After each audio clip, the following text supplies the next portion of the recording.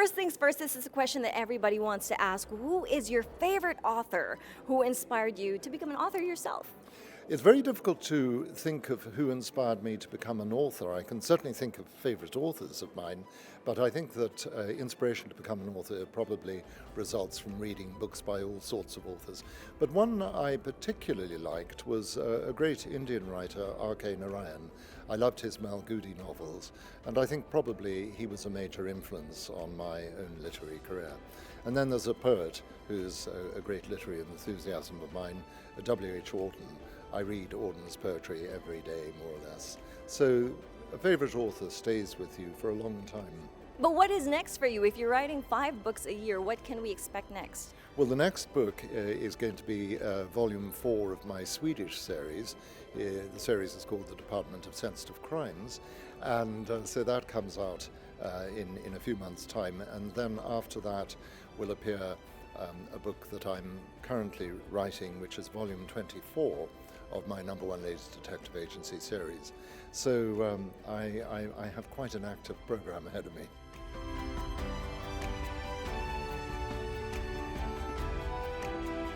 So first of all, where did it all start, finding a first author where you started writing?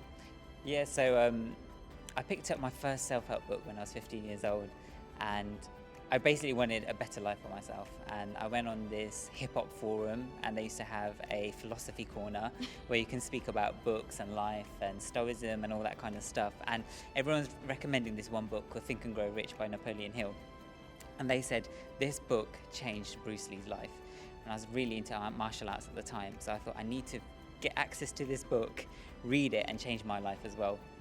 And ever since I read that book, I think it inspired me to think more positively, and just inspired me to share my messages with the world as well. Well, I love it. I've actually loved Napoleon Hill. But now what would be next, let's say, for as a couple?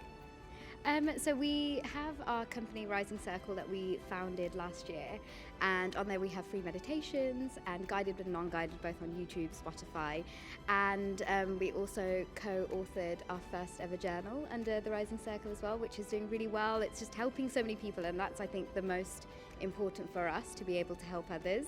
And fingers crossed, hopefully, God willing, we can create more tools to help people within their wellness journey and spiritual journey. So that's our goal in life, is just to help people. And if we can create innovative tools along the way, then that's just icing on the cake.